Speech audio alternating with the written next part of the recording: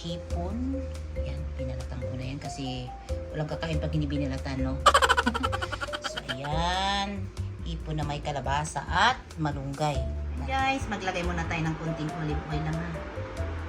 Pero pwede naman hindi kayo maglagay ng olive oil. Diretso nyo na lang siyang ilalagay sa mainit na tubig.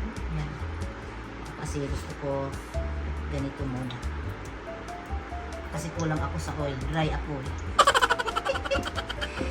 So, ayan guys. Lalagay na natin to.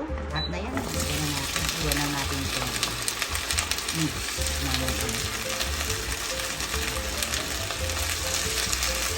Ayan.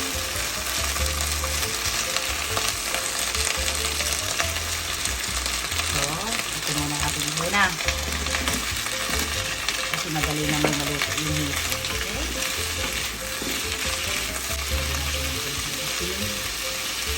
Magkalasa na siya.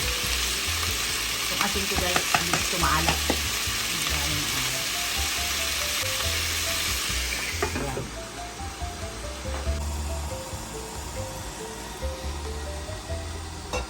Yan na guys, gusto na natin. Lagyan na natin ang ating hipon.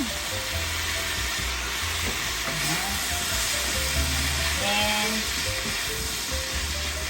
Lagyan na natin ng tubig.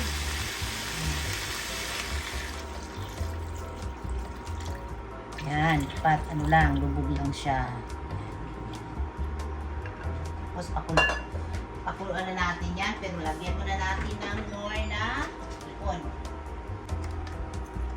Ayan. Pakuluan naman muna natin yan. Ano? Pakuluan muna natin ulit.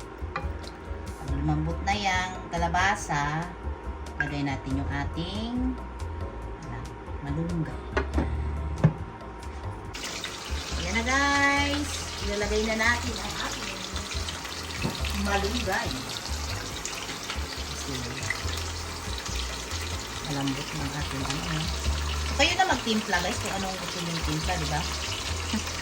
Lagyan ng asin, konting magic sarap or more foods na sweets. Yan. Sa atin na yun. Sa kanya-kanya na tayong timpla. Ayan. Ayan. Bilis lang mo. Wala pang 30 minutes. Mag-ilaw na tayo. Ayan ang aking partner. Yellow King.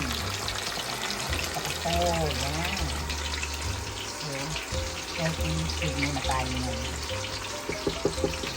Ayan. Pakita natin ulit.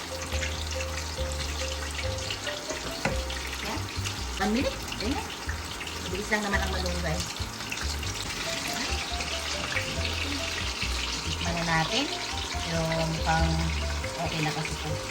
Nakita nyo yung aking ano guys, garlic. Yan, buo yan. Para masarap kainin pag kinain siya. Buo pa rin.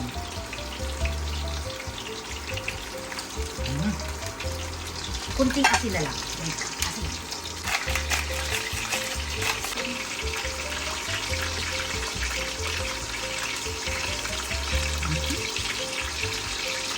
Ayun. Thank you for watching guys. Please like and subscribe.